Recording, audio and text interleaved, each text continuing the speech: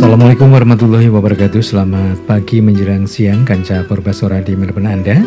Ya, senang sekali saya Pri kembali hadir menemani Anda di acara Talkshow Kesehatan.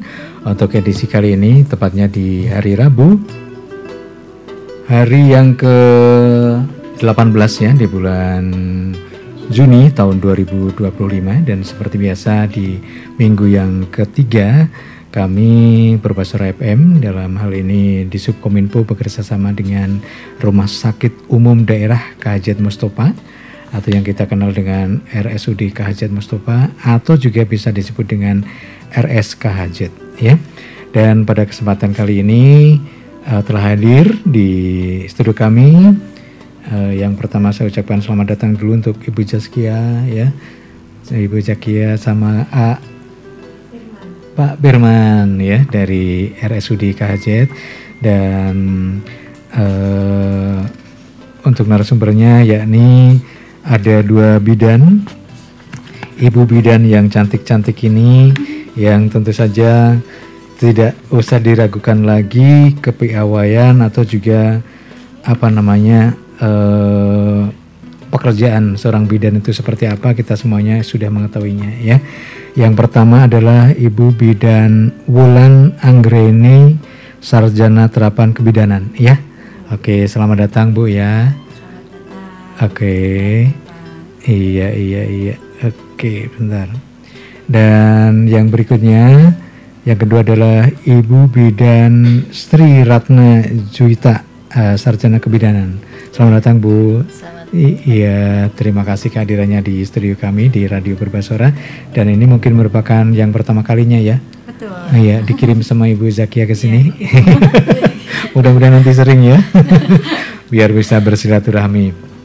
Oke, baik, dan kesempatan kali ini Kanca Purbasora, topik yang akan diangkat kali ini yakni mengenal Rumah Sakit Sayang Ibu dan Anak serta pelayanan kebidanan di RSHZ.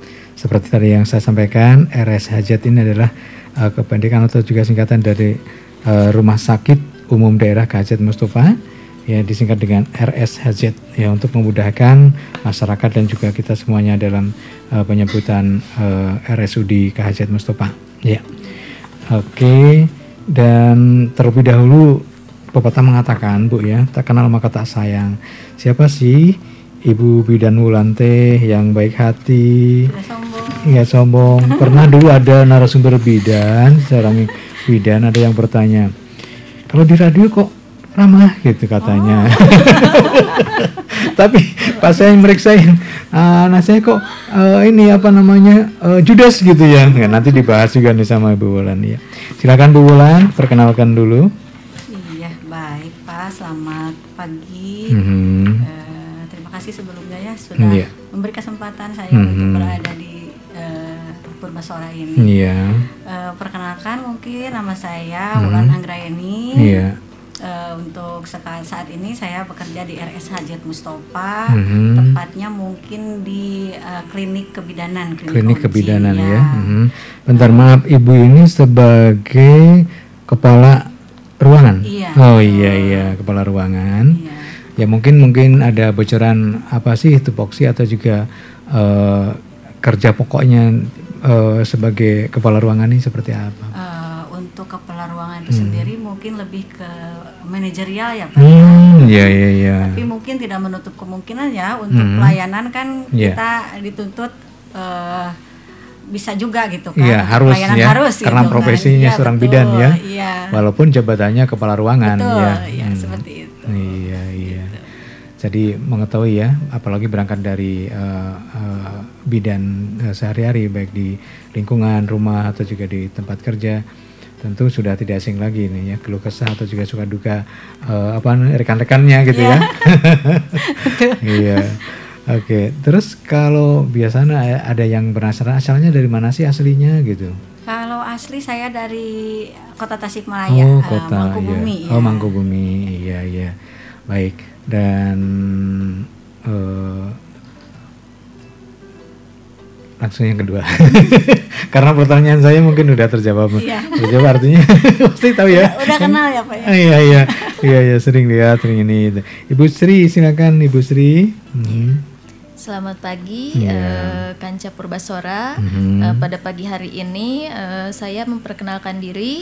Nama saya Sri Ratna Juwita. Saya bidan pelaksana di Rumah Sakit K.H. Mustofa, bagian di instalasi gawat darurat, bagian kesehatan ibu dan anak. Ya. Sedikit bocoran tugas gawat darurat itu apakah menangani setiap pasien yang baru datang atau seperti apa itu, Bu? Kalau di IGD itu kan banyak ya, untuk saya mah mungkin di IGD KIA-nya khusus di kesehatan ibu dan anaknya. Jadi apabila ada pasien kasusnya kebidanan, ibu, anak atau bayi, gawat darurat atau tidak gawat darurat juga tergantung datangnya ya Pak ya, dilayani. Tapi nanti ada kategorinya mungkin triasenya ini masuk gawat darurat, tidak gawat darurat, atau bisa juga jadi rawat jalan gitu pulang dari IGD-nya. Ya, tidak selamanya yang di IGD itu masuk ruangan begitu ya, bisa. Bisa juga langsung pulang. Kalau udah distabilisasi, ini kasusnya bisa ditangani di IGD saja, terus seperti rawat jalan ya bisa langsung dipulangkan dari IGD gitu. Iya, Baik Kanca Purbasora, mungkin tentu saja ibu-ibu rumah tangga atau juga kepala keluarga, seorang ayah dari putra putri tentu saja harus juga mengetahui tentang prosedur pemeriksaan atau juga pengobatan di rumah sakit K.H. Mustofa ini terkait dengan pelayanan kebidanan. Nah, Bu Wulan ya, pelayanan kebidanan apa ini yang tersedia ya di rumah sakit RSKHZ ini? Mungkin bisa disebutkan, bisa dijelaskan kepada pendengar kami, masyarakat Kabupaten Tasikmalaya khususnya gitu. Silakan Bu Wulan. Oke. Baik Mas Pri, untuk pelayanan kebidanan yang tersedia di rumah sakit itu apalagi rumah sakit RSHZ itu kan RSIB ya. RSIB maksudnya? RSIB, Rumah Sakit Sayang Ibu, Bayi atau anak masuk juga ya. Itu terpadu ya, bukan hanya kalau kebidanan itu kan identiknya sama yang hamil aja gitu. Iya. Betul ya. Betul. Tapi memang pelayanan kebidanan di RSHZ itu terpadu dari mulai bayi, anak, hamil, persalin, pasca salin, nipasnya, juga keluarga berencana, juga edukasi kesehatan reproduksi wanita itu semuanya ada di RSHZ gitu kan. Dan mungkin untuk diketahui ya, untuk mendapatkan pelayanan kebidanan di RSHZ itu ada 2 pintu masuk nih Mas. Pintu masuk? Iya, pintu masuknya ada 2 nih. Yang pertama, kenapa ini kami di sini 2 pintu masuk nih.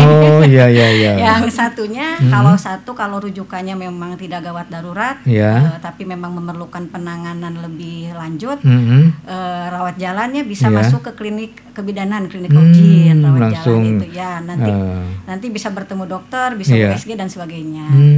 Nah, untuk yang satu lagi ini yang masuk itu ke IGD KIA, gawat darurat itu kan. Itulah mengapa mungkin untuk pasien masyarakat sebelum ke rumah sakit itu kan alangkah lebih baiknya kontak dulu sama fasilitas kesehatan tingkat pertamanya, tingkat puskesmasnya, agar supaya ketika membutuhkan untuk ke rumah sakit itu saya itu harus masuknya kemana nih gitu kan, apa harus ke emergensi, ke gawat darurat atau bisa masuk ke klinik, ke rawat jalan dulu gitu kan, seperti itu gitu.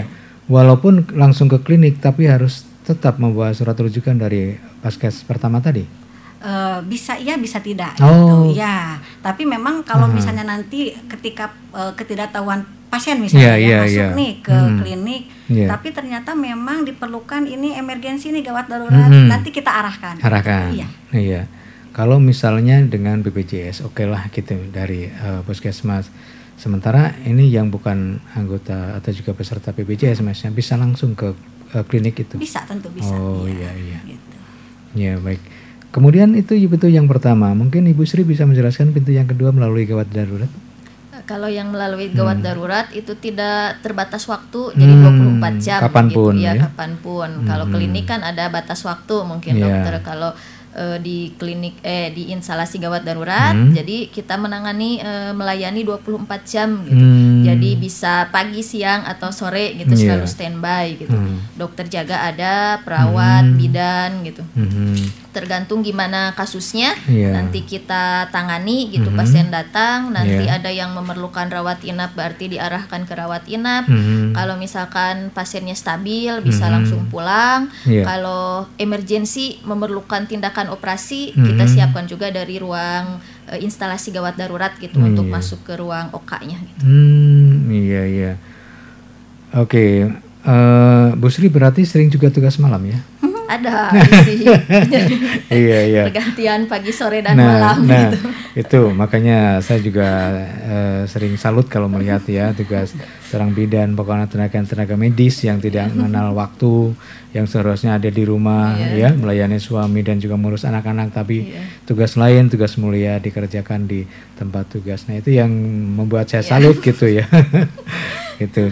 Dan ya biasanya kalau seperti yang kita ketahui ya, seorang bidan itu namanya harus dekat dengan masyarakat, apalagi di lingkungannya gitu ya. Dan tentu apalagi di rumah sakit melayani dengan sepenuh hati ya, karena selain itu mungkin ada panggilan kemanusiaannya itu ya. Tapi kalau misalnya ini mah bukan pertanyaan yang ini. Misalnya orang yang kurang peduli terus jadi bidan gimana ya? Apakah bisa menyelesaikan karena profesi nanti? Maksudnya tanpa peduli gitu ke ininya, ke orang lainnya, sifat sosialnya kurang gitu. Tapi Bu Wulan atau Ibu Sri berangkat dari apa dulu motivasi untuk masuk ke kebidanan ini? Motivasinya ya, ini pribadi ya. Sebetulnya kalau itu bukan cita-cita sih, Kak. Bukan cita-cita ya. Betul, bukan cita-cita. Tapi ketika udah menjalani, gimana ya? Memang mengalir sih ya. Iya, mengalir ya. Mengalir terus memang yang tadinya memang kadang kurang respect atau kurang peduli, udah jadi bidan mah. Ya mau tidak mau kan? Tidak mau gitu sebagai profesi kan. gitu ya. Sebagai profesi ya gitu kan, dituntut, tapi bukan dituntut sih sebenarnya. Kalau sekarang udah menjadi ketika kita melihat pasien kita itu sembuh atau itu kebanggaan itu udah kepuasan tersendiri ya. Gitu. Iya. Seperti saya ini mungkin sama Adika yang di kru Purbasora ini juga, kita bangga kalau masyarakat pendengar kami itu menerima pesan apa yang kami sampaikan. Ya misalnya seperti edukasi seperti sama ini, kemudian diterima masyarakat, bisa dimanfaatkan. Nah itu luar biasa kebanggaan kami. Mungkin seperti itu ya, Bu ya. Betul. Oke. Kalau Ibu Sri dulu emang cita-cita jadi bidan? Ya cita-citanya mah ingin jadi tenaga kesehatan, tapi jatuhnya di bidan. Oh iya itulah. Ya. Jatuhnya di bidan, jadi kita alhamdulillah ya mengalir gitu, alhamdulillah gitu. Menyenangkan kalau sudah dijalani Pak. Iya. Tapi apuntennya untuk geluhan gitunya kalau ibu bidan mahnya. Itu itu menjadi harus pekerjaan sehari-hari. Tadi kita nolong partes kelelahan ya langsung makan aja. Makan aja ya, nggak inget itu yang penting enggak ya. Jadi nggak inget. Gitu ya. Makan aja, minum udah aja. Udah mati gitu. rasa gitu ya. Udah lupa yang tadi. Iya luar biasa. Baik. Bu Wulan, di rumah sakit kan ini bukan hanya kasus yang normal saja ya, ada kasus-kasus kebidanan apa saja ini yang biasa dilayani di rumah sakit nih. Bu Wulan atau Bu Sri silakan. Kasus-kasus yang dilayani di rumah sakit ya emang awalnya tidak semua kasus yang normal yang datang kadang juga ada gawat daruratnya. Kalau untuk di kebidanan itu kita itu pasti mengenalnya ibu hamil, tapi untuk ibu hamil juga kita kasih kategori-kategori gitu. Jadi untuk hamil trimester 1, trimester 2, trimester 3. Jadi kan untuk kasus yang tidak normalnya misalkan untuk hamil trimester 1 yaitu kasus-kasus abortus gitu ya. Untuk yang kasus-kasus abortus bisa langsung ke rumah sakit gitu.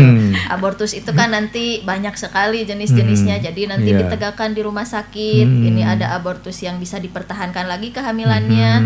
Bisa juga ini yang harus diakhiri, harus diakhiri juga dengan segera gitu. Kalau ada tanda-tanda shock gitu perdarahan gitu. Kalau untuk yang trimester keduanya, ibu hamil, misalkan baru hamil nih, baru menginjak 6 bulan, 7 bulan, tiba-tiba perdarahan. Nah, itu juga harus diwaspadai. Jadi kalau misalkan perdarahannya masih sedikit, diarahkan untuk ke klinik kebidanan, nanti di USG. Jadi ternyata mungkin plasentanya di bawah gitu. Jadi nanti dipersiapkan, ini pertahankan kehamilannya gimana, apakah perlu rawat inap atau rawat jalan gitu. Terus mungkin yang sangat menakutkan juga ya untuk ibu hamil itu yang harus diperhatikan itu tekanan darah tinggi. Tekanan darah tinggi baik itu dari ibunya sebelum hamil, terus tekanan darah tingginya pas hamil diketahuinya, itu harus sangat diwaspadai gitu, karena penyebab kematian utama ibu itu ya disebabkan oleh tekanan darah yang tinggi gitu. Biasanya kalau kita medis itu menyebutnya dengan preeklamsi berat gitu, diagnosanya PEB. Terus juga kalau ada kejang nanti kita nyebutnya eklamsi gitu. Itu bisa di usia kehamilan, dilihatnya dari trimester yang kedua kalau ibu hamilnya belum tekanan darah tinggi dari awal. Terus yang ketiga juga pas trimester 3 nih harus kontrol juga rajin menjelang gitu menjelangnya. Ini bisa lahir normal nggak ibu? Ini harus operasi. Jadi nanti kita siapkan gitu biar ibu hamilnya tidak shock gitu. Saya ini mau melahirkannya gimana gitu. Kalau rutin kontrol ke bidan di rumah, terus dilanjutkan ke rumah sakit, bisa mempersiapkan kelahiran itu dengan menyenangkan gitu Pak, dengan happy gitu. Jadi nanti merawat bayinya juga kan ibunya jadi nyaman, tenang gitu kalau dipersiapkan gitu. Terus juga kasus-kasus lainnya di kesehatan reproduksi juga itu bisa, misalkan dari kita kan melayani itu ya perempuan itu dari hamil, lahir, terus hamil lagi, lahir lagi gitu ya, terus ya siklusnya gitu.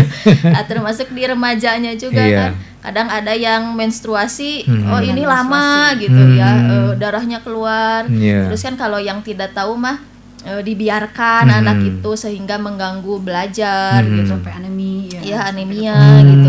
Kan kalau tahu itunya mah kontrol bisa kan, sekarang juga ada posyandu juga di desa-desa. Sekarang mah sudah bagus ada posyandu remaja gitu. Nah, itu juga kelanjutan dari sana bisa dilayani di rumah sakit kami gitu. Terus lagi misalkan bayi, anak gitu yang tumbuh kembangnya terganggu, nanti ada klinik tumbang gitu. Kalau imunisasi juga jadi kelanjutan imunisasi misalkan ada juga di klinik tumbang gitu. Terus lagi masih banyak lah gitu, jadi tergantung diagnosa gitu.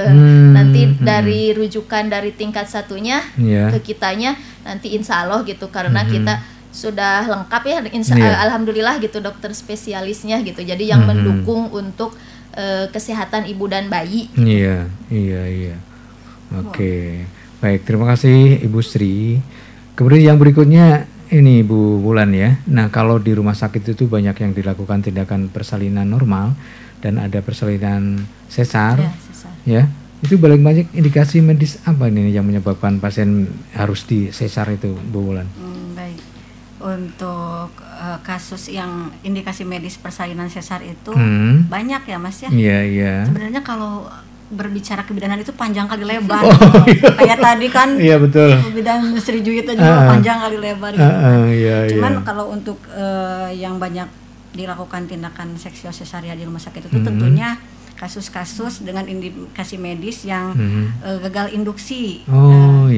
Mungkin gagal induksi itu Mas Bri, jadi induksi persalinan, percepatan persalinan. Kasih kalau istilah itunya apa ya? Ibu di rumah sakit ngelahirkan mohon dirangsang heula sering dengar gitu. Nah, tapi ini mungkin atas instruksi dokter ya tentunya gitu. Tapi memang tadi juga Teh Sri udah menyampaikan panjang kali lebar indikasi medisnya, tentunya yang paling banyak itu misalnya dari yang tadi yang hipertensi kan, terus juga memang ini pasien udah waktunya nih melahirkan tapi kok belum lahir-lahir, dikasih induksi ternyata induksi juga udah maksimal nggak bisa nih tetap lanjut ya, kan jalan nanti terakhir operasi sesar ya. Itu mungkin yang istilahnya direncanakan direncanakan gitu kan. Ada lagi juga misalnya yang kelainan letak dari bayi itu sendiri, posisinya gitu ya. Gitu kan. Karena kan nggak semua bayi sama ya. Motah ya di dalam itu. Motah gitu kan. gitu. Seperti itu.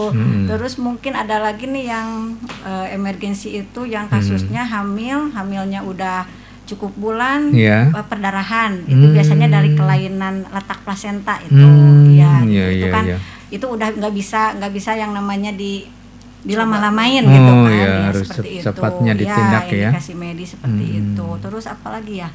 Ada lagi mungkin tadi kelainan his ya, kelainan mules ya itu. Terus dari apalagi ya? Ketuban juga sama ya, cairan ngering ketuban katanya, ya ada gitu. ngering. Kebanyakan nggak baik ya Mas Pri ya. Kekurangan juga nggak baik ya. Betul. Harus itu. Nah, itu mungkin yang menjadi yang tentunya memang hal itu kan di fasilitas kesehatan tingkat pertama nggak bisa dilakukan untuk induksi untuk kerangsang persalinan itu gitu kan. Makanya lanjut untuk dirujuk ke rumah sakit ya, seperti itu gitu. Ya begitu Kanca ya, jadi seperti yang disampaikan Ibu Bidan Wulan tadi, banyak faktor juga yang akhirnya dengan operasi sesar gitu ya, walaupun memang tidak berharap ibu tersebut, tapi jalan lain sudah ditempuh dan akhirnya harus operasi sesar itu.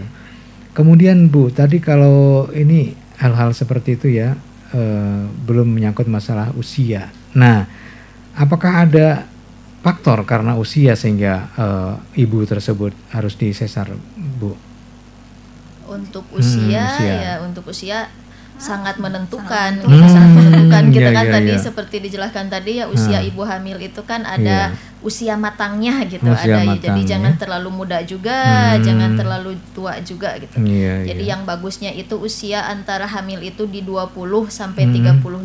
Nah, untuk yang sebelum 20 resiko juga, lebih dari 35 resiko juga gitu.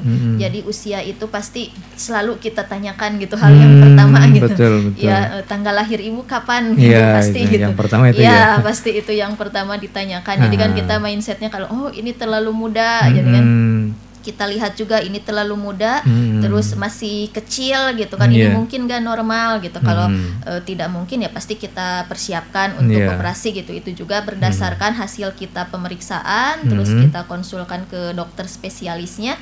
Kalau dokternya memutuskan operasi untuk usia muda ya kita siapkan untuk operasi. Terus kalau yang usia tua kan biasanya ada penyakit penyerta gitu. Penyerta penyakit penyerta gitu. Misalnya nih ibu udah 35 tahun, udah tekanan darahnya tinggi, ada gulanya juga gitu. Jantungnya juga terganggu. Ya itu juga pasti kita kolaborasikan gitu dengan dokter-dokter spesialis terkait gitu. Jadi sebelum kita ini hasil pemeriksaannya, hasil EKG-nya seperti ini, ternyata harus konsul ke bagian kardio misalkan, bagian jantung. Kata bagian kardionya ini nggak bisa lahir normal, ibunya tidak boleh ngeden gitu. Ya jadi kita siapkan juga operasi gitu. Jadi ya untuk usia itu kan biasanya gitu, ibu hamil usia tinggi pasti ada penyakit penyertanya gitu ya, berisiko gitu. Penyakit penyerta. Penyakit penyerta. Oke, itu tentang usia ya, juga sangat berpengaruh ya untuk proses kelahiran. Usia bayi juga sama ya Teh ya. Usia bukan kehamilan. hanya usia kehamilan, usia bayinya juga. Bukan hanya misalnya tuh dari ibunya aja, usia kehamilan dede bayi janinnya juga berpengaruh ya gitu. Kalau ibunya sehat, misalnya usia hamilnya udah masih kecil atau misalnya udah lebih kan itu harus dilakukan tindakan segera ya. Gitu. Gak bisa nunggu gitu kan. Nunggu aja gitu kan, ibunya masih sehat nih dedenya. Pokoknya tugas kita harus menyelamatkan kedua-duanya gitu. Oke, Bu Sri tadi kalau misalnya ini itu masuknya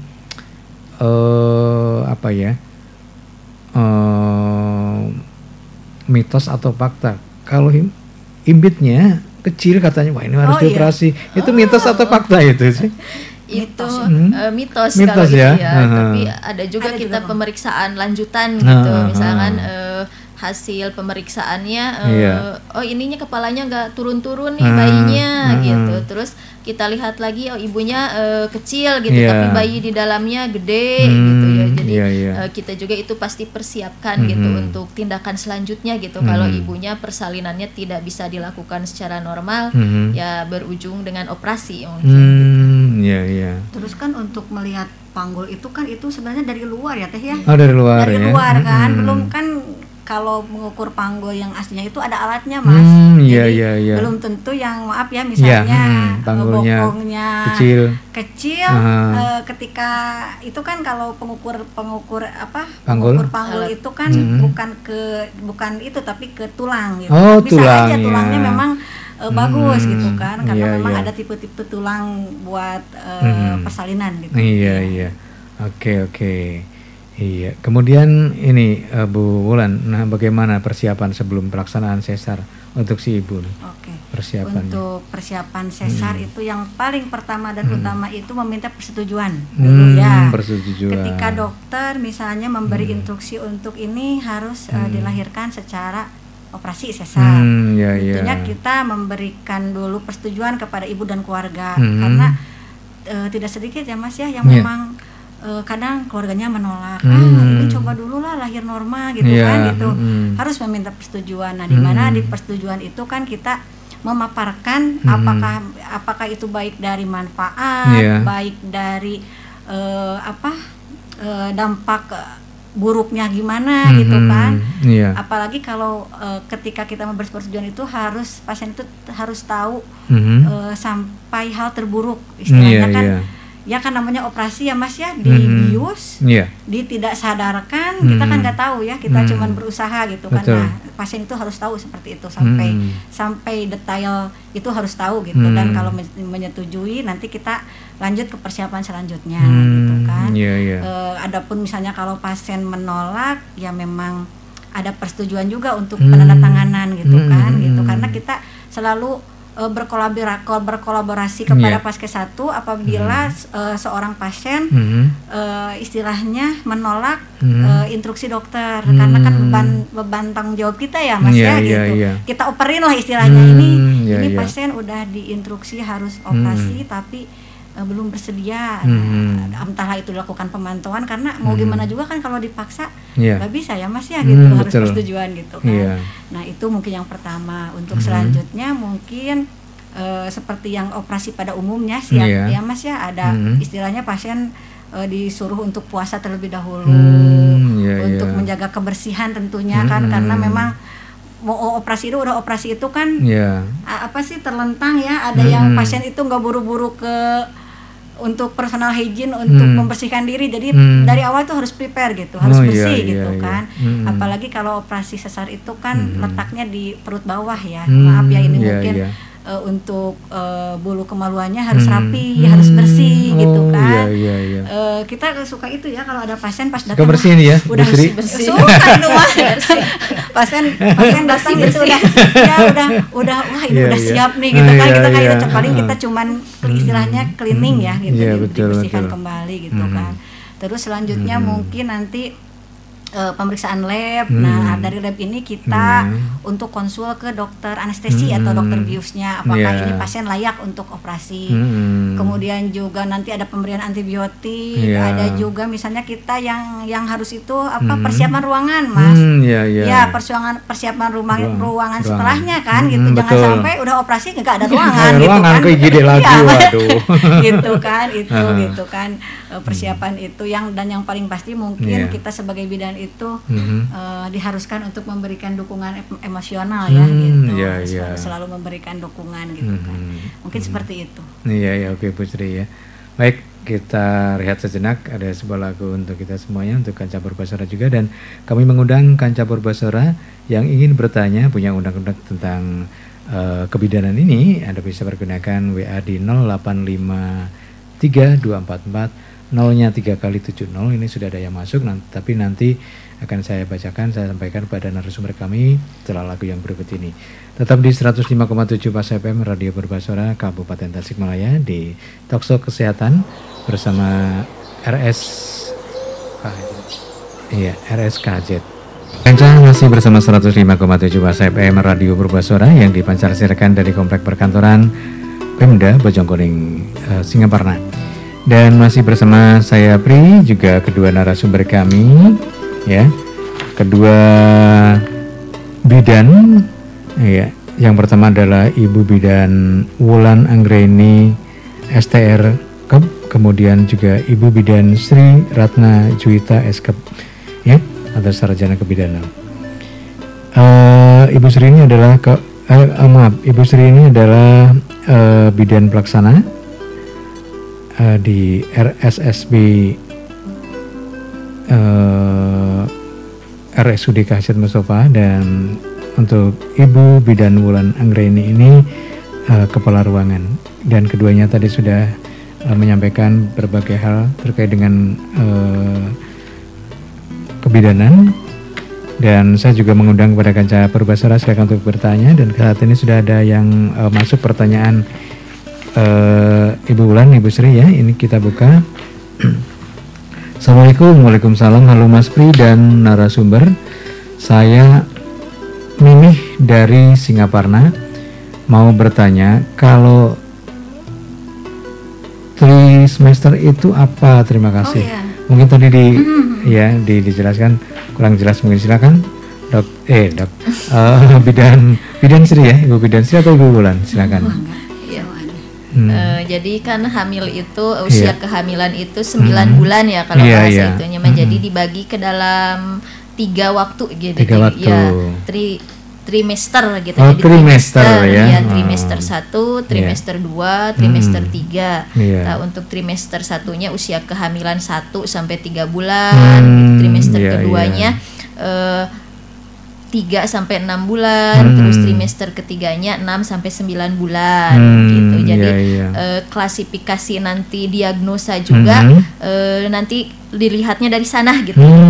Jadi emang sangat mudah gitu kalau di ilmu kebidanan gitu. Jadi nanti tiap diagnosa medis itu tergantung dari usia kehamilannya gitu. Ini masuknya ke trimester yang mana nih? Trimester 1, 2 atau 3. Nah, jadi kita juga ini hamilnya ibu datang trimester 2 perdarahan. Nah, jadi kita langsung mindsetnya ini nih diagnosanya ini kemungkinannya. Nah, jadi pemeriksaan yang kita lakukan juga mengarah ke sana gitu. Misalkan ini hamil trimester awal, perdarahan. Jadi dalam pikiran kita ngingetnya nggak ke kelainan letak kemana, tapi kita fokus ini di abortus nih kemungkinan, atau hamil anggur, atau kehamilan ektopik gitu di luar kandungan gitu. Untuk menentukan nanti diagnosa gitu di kebidanan itu dibagi sesuai usia kehamilan gitu intinya gitu. Oke, itu ya untuk Ibu Mimi atas jawaban dari narasumber kami. Kalau kurang jelas bisa dilayangkan kembali pertanyaan melalui WhatsApp-nya. Dan yang berikutnya untuk Ibu Bidan Wulan tadi tentang pasca operasi, ya.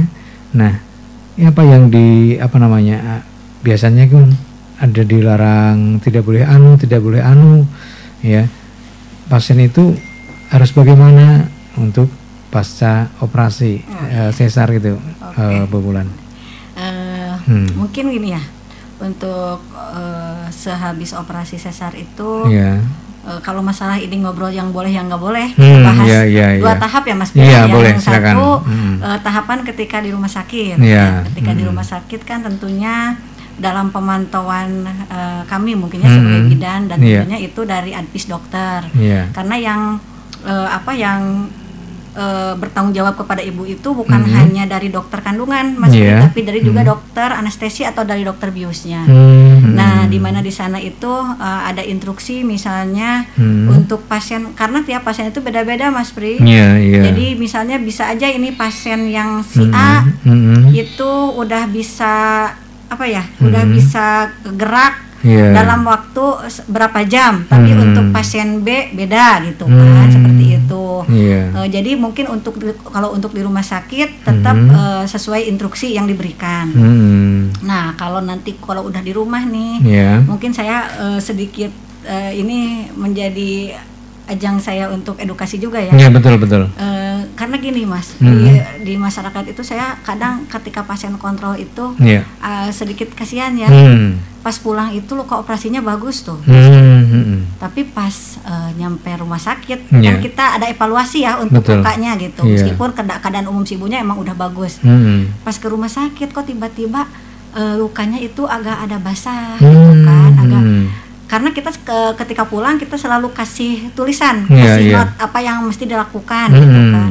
Ternyata pas nyampe ke rumah, misalnya ibunya, saya udah tahu kalau saya harus makan yang tinggi protein, misalnya kan kayak daging itu kan bagus untuk luka ya, obat yang paling mujarab itu untuk luka. Tapi ketika nyampe rumah katanya nggak boleh, udah aja makannya pepes-pepes tempe tahu. Nanti kalau misalnya makannya yang anyir-anyir itu gatal gitu kan, kasihan kan, nggak ada nutrisi itu buat lukanya gitu kan, maksudnya. Berarti itu mitos ya kayak gitu. Iya, mitos gitu kan. Kita edukasi kembali gitu. Kalau enggak, misalnya gini, kita kan selalu kasih tahu ya, karena memang operasi SC itu luar biasa ya. Sampai ke rumah itu kan nggak boleh gerak nih, nggak boleh gerak, harus rebahan. Itu kan salah. Justru dengan aktivitas yang tentunya memang masih terbatas ya, kayak gini, ibu nggak apa-apa kok, mau sambil sapu-sapu itu kan nggak berat ya, mau itu ya terus aja saya sampai rumah katanya nggak boleh bergerak gitu kan. Atau yang paling kasihan itu udah semalam begadang tuh Mas Pri, pagi-paginya padahal bayinya tidur, nggak boleh tidur. Kenapa? Nanti darahnya naik ke mata katanya. Padahal nggak ada kayak gitu. Justru kan kita harus mengganti energi kita yang dipakai buat semalam itu ganti kan gitu. Nah itu nggak sedikit yang keluka operasinya itu jadi jelek gitu kan. Jadi istilahnya banyak pantangan gitu. Jadi kan kita sangat menghargai sih ya apa yang ada di masyarakat. Cuman memang kita juga edukasi sebisa mungkin gitu untuk bahwa ibu kalau bisa ya instruksi yang dari rumah sakit aja ya gitu kan, karena mungkin untuk kebaikan ibu juga gitu, seperti itu. Ya seperti itu Mas Pri. Jadi PR sih gitu. Gitu. Jadi untuk terutama ibu-ibu dan juga sang suami juga harus mengetahui ilmu semacam ini ya, untuk kelangsungan atau juga pengetahuan kita semuanya untuk wawasan. Kemudian untuk perawatan lukanya nih pas sesarnya, apa yang bisa dilakukan untuk merawat luka secara mandiri? Yang ke yang tadi sebenarnya Jadi ini mungkin kasusnya udah nyampe di rumah ya? Udah di rumah, tinggal merawatnya harus bagaimana untuk merawat lukanya. Maaf, tapi sebelumnya saya pernah sering dengar bahwa setelah operasi itu baiknya makan ikan gabus, mungkin bisa diselipkan itu. Iya betul. Seperti tadi yang sebelumnya saya bilang kan harus tinggi protein. Tinggi proteinnya gitu. Itu ya, bukan masalah gabusnya mungkin ya. Ada sih memang Mas Pri yang Bu abi teh bosan, ayo we dipasihan ayo we dipasihan pepes ikan gabus. Kita edukasi kembali kan bahwa kan namanya makan itu harus berselera ya Mas. Nggak melulu harus dipepes gitu kan, maksudnya teh bisa digoreng, bisa pakai bumbu juga bisa dengan bumbu yang memang nggak terlalu banyak micin mungkin ya kalau zaman sekarang gitu. Nah untuk perawatan lukanya itu sendiri Mas Pri, karena ada dua kategori ya ketika pasien pulang. Yang satu pasien dengan lukanya memang udah bagus, kalau yang satu lagi memang masih ada misalnya agak kotor atau misalnya agak basah sedikit. Nah itu juga kita pulangkan tapi dengan catatan. Nah dua-duanya itu kalau misalnya yang satu yang udah kering kita tutup pakai perban anti air. Di rumah juga nggak ada perlakuan khusus, cuman nanti kita kasih instruksi untuk kontrol ke bidan atau paskes terdekat. Nah, yang lukanya bersih itu ketika dibuka tetap bersih ya, udah bagus, aman tuh, udah nggak ada PR. Nah, yang ada PR itu yang lukanya memang dari awalnya emang udah agak kotor, agak basah, karena memang kondisi ibu itu sendiri sih sebenarnya ya, kayak yang maaf ya mungkin yang obesitas itu biasanya memang suka agak penyembuhan lukanya agak susah gitu kan ya. Nah kalau itu sama sih seperti tadi kita kasih juga note, kita kasih tulisan juga untuk instruksi apa yang harus dikerjakan, dan ini perbedaannya kalau yang tadi kan nggak diapa-apain ya kalau yang udah kering, karena kalau yang ini pasien harus merawat sehari 2 kali di rumah. Karena kita ajarkan juga ya ke keluarga bagaimana cara merawat luka. Alhamdulillah kalau misalnya pasien dan keluarga bersedia, kalau enggak kita anjurkan untuk ke nakes terdekat. Kan banyak ya Mas Pria yang aduh nggak berani cina boro-boro badai ngebersihan luka gitu kan. Nah ini yang menjadi PR, karena kadang ada ya pas kontrol lagi, ibu kenapa lukanya masih basah? Mungkin dari cara ngebersihinnya Mas Pri ya, jadi memang karena takut mungkinnya jadi cuman dioles aja gitu kan, nggak sampai dibersihin, karena memang harusnya luka itu ngebersihin itu apa ya istilah itunya ulah asa-asa gitu. Ulah asa-asa gitu kan. Malah kalau banyak yang beranggapan bahwa kalau ada luka itu nggak boleh mandi.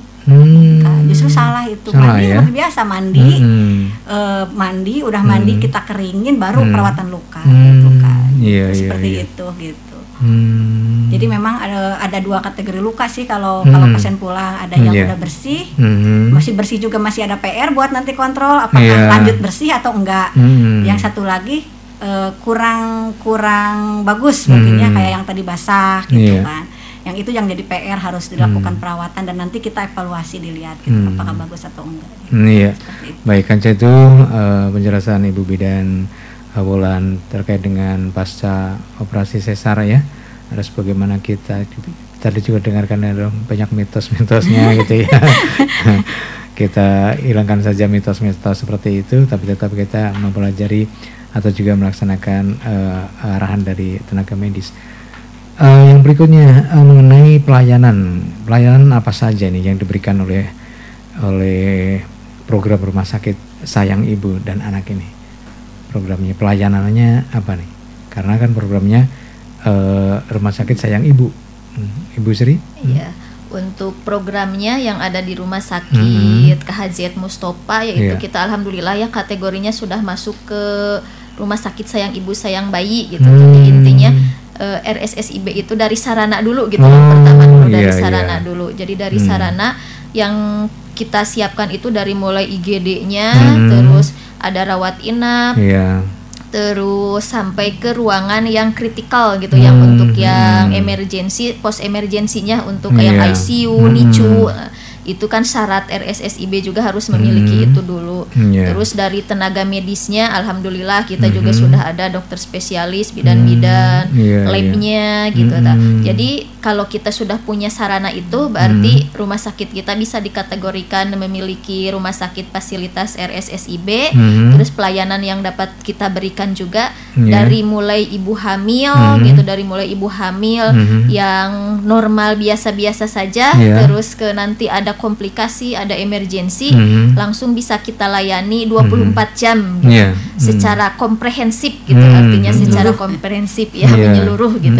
Jadi enggak tiba-tiba ini ada kegawatan harus kemana lagi gitu. Nah ini mah udah bisa ditangani di sini gitu. Jadi bisa dilayani dengan kamar, misalkan oh ini harus observasi di ICU juga kita sudah punya gitu. Di NICU ini bayinya kecil kita sudah punya gitu. Jadi RSSIB itu intinya fasilitas yang disiapkan untuk melayani kasus-kasus kebidanan yang gawat darurat gitu. Kalau yang tidak gawat darurat mungkin itu juga masih bisa di rumah sakit yang tidak kategori RSSIB gitu. Ini mah kita alhamdulillah sudah punya itu, jadi kita bisa melayani yang gawat darurat gitu. Jadi tidak semua rumah sakit punya program RSSIB tadi ya. Jadi kita juga harus milih-milih ini. Oke. Kemudian ini Bu Sri, dampak dari atau keuntungan untuk pasien ini apa saja dari program RSSIB itu?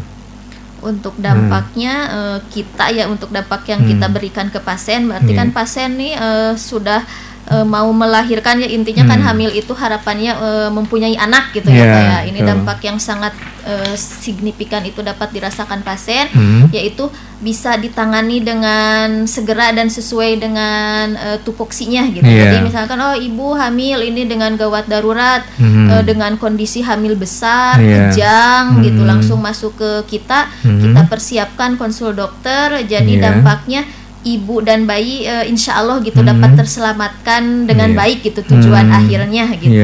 Terus juga nanti pemantauannya, ibunya juga misalkan bersalin. Untuk yang RSSIB kita sudah menyiapkan persalinan yang bersih dan sehat gitu. Terus untuk perawatan bayinya kita juga ada perawatan perinatologi untuk bayi yang sakitnya, untuk bayi yang kecilnya juga kita punya NICU gitu. Terus dampaknya ya bisa dilayani sesuai dengan diagnosa medis pasiennya gitu. Terus juga RSSIB juga nanti misalkan tumbuh kembangnya dapat dipantau gitu, dapat dipantau. Terus nanti KB-nya juga RSSIB kita memiliki KB-nya juga kalau misalkan untuk mengatur jarak kelahiran dengan penggunaan IUD atau apa ya biasa disebutnya kalau cuma di spiral gitu ya kalau untuk di itu. Terus dampaknya juga kita yang sangat penting itu untuk persiapan ASI eksklusif gitu. Jadi diharapkan gitu bayi yang lahir di rumah sakit kita gitu nantinya bisa melanjutkan ASI eksklusif gitu. Jadi selama 6 bulan pertamanya hanya menyusu saja gitu, tidak diberi makanan tambahan apapun gitu. Jadi intinya dari RSSIB itu jadi mempersiapkan lagi dari bayinya sehat, nanti jadi remaja yang sehat, jadi ibu hamil yang bahagia yang melahirkan lagi generasi yang bagus gitu. Gitu mungkin. Iya. Waktunya ini udah hampir habis Bu, bahkan sudah tepat, tapi ini masih ada satu pertanyaan ya. Izin ya diperpanjang sedikit. Kasihan ini ada pertanyaannya yang sudah masuk. Assalamualaikum. Waalaikumsalam Kak, gimana kalau melahirkan tapi nggak keluar air ketubannya? Itu nggak apa-apa. Kalau ketubannya nggak keluar, terus anaknya nggak bakalan apa-apa kan? Tolong jelaskan, wassalam. Ini Hani di warung Cikopi. Gimana nih? Silakan. Udah mulai sebelum keluar air. Ini maksudnya mungkin pas lahir harusnya mungkin lahir bayi sama ketuban gitu Mas, atau gimana ya? Gimana kalau melahirkan tapi nggak keluar air ketubannya? Itu nggak apa-apa. Apakah itu nggak apa-apa? Ini mungkin ya. Kalau ketubannya nggak keluar terus? Mungkin gini ya. Karena kan sebagian masyarakat mungkin tahunya kalau memang itu sebagai tanda sih ya, tanda persalinan. Kalau sebelum bersalin itu pasti kan keluar air ketuban misalnya. Air ketuban keluar, wah ini persalinan, tapi enggak mesti seperti itu. Ada yang memang ketubannya cukup, nanti keluarnya pas bayi juga pas lahir gitu. Jadi nggak apa-apa gitu. Cuman memang menjadi salah satu indikasi untuk persalinan gitu. Jadi cair kayaknya seperti itu mungkin ya gitu. Jadi kan yang lain mah mungkin pernah dengar seperti ini, udah waktunya udah ada mules tapi belum keluar cairan seperti itu, padahal nggak apa-apa gitu. Ketuban itu bisa pecah pas waktunya bayi juga keluar gitu. Seperti itu. Baik, itu Teh Hani di warung Cikopi ya. Kemudian Bu, ini pertanyaan dari saya pribadi. Yang ingin tahu gitu ya. Sering dengar gitu, tapi apa sih sebenarnya udah pembukaan 1, 2, dan 3 itu seperti apa itu? Maksudnya itu? Pembukaan. Itu kan sering dengarnya itu kalau yang melahirkan baru bukan 1. Persalinan mungkin. Tahapan persalinan. Jadi kan kita itu ya persalinan itu kita juga yang ngukurnya pakai 1, 2, 3 itu pakai jari, kita periksa ke dalam kemaluan ibu gitu. Kalau tepatnya itu ke serviks gitu. Jadi pembukaan mulut rahim.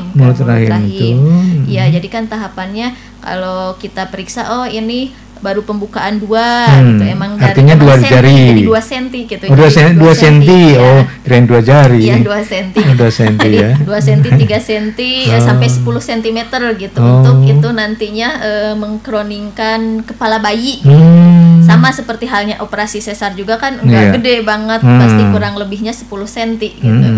Diharapkan ya bayi pas 10 cm itu bisa lahir gitu. Jadi tahapannya 1, 2, 3 sampai 10, tapi tidak selalu didahului 1 cm, 2 cm gitu. Kadang yang udah 3 cm, oh ibunya mulesnya bagus, jadi bisa ke 7 gitu. Bisa dari 7 bisa langsung 10 gitu. Karena kan pemantauannya juga dalam teorinya kan 1 cm 1 jam.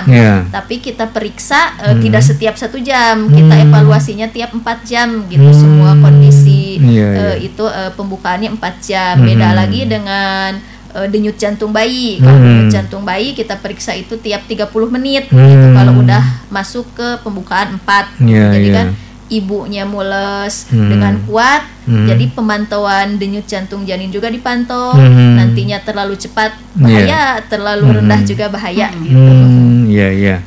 Oke. Nyambung sih yang sama tadi sama yang induksi persalinan itu. Seperti induksi. Jadi tadi kadang gini, kita punya keluarga nih lagi proses persalinan. Oh, udah pembukaan 6 nih. Sebentar lagi nih, tapi tiba-tiba tuh mulesnya hilang aja gitu kan. Itu ya tiba-tiba harus diinduksi, harus ditambah untuk ada mulesnya gitu kan. Seperti itu. Makanya memang kehamilan dan persalinan itu ajaib ya Mas. Dan tidak bisa diprediksi meskipun memang karena kekuasaan Allah gitu kan. Oke, baik, terima kasih. Jadi saya juga sudah jelas gitu ya. Semakin tinggi pembukanya, semakin cepat lahirannya begitu ya. Oh iya. Begitu Dik. Nanti persiapan kalau sudah punya istri ya. Belum karena masih tinggi. Jadi ayah siaga. Oke, baik Bu Bidan, ini sayang sekali waktunya ya sudah tidak mencukupi lagi. Malah ini ada kelebihan, mohon maaf. Dan terima kasih Ibu Zakia, Pak Firman, untuk Ibu Bidan keduanya. Yang pertama adalah Ibu Bidan Wulan Anggraini, Sarjana Terapan Kebidanan. Kemudian Ibu Bidan Sri Ratna Juwita, Sarjana Kebidanan.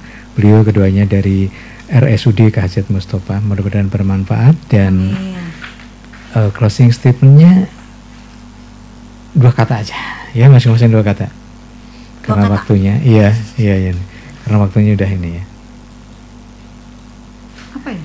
2 kata untuk ibu hamil selalu bahagia. Nah, dari Ibu Sri. Ibu Wulan barangkali selalu sehat jiwa dan raga. Ya, sip ya. Oke, ya. Terima kasih atas kehadirannya dan juga atas edukasinya. Dan saya Pri juga mengucapkan terima kasih untuk Kanca Perbasora di manapun Anda. Ya, mudah-mudahan bertemu lagi di lain kesempatan dengan materi yang berbeda. Sampai jumpa dan wassalamualaikum warahmatullahi wabarakatuh.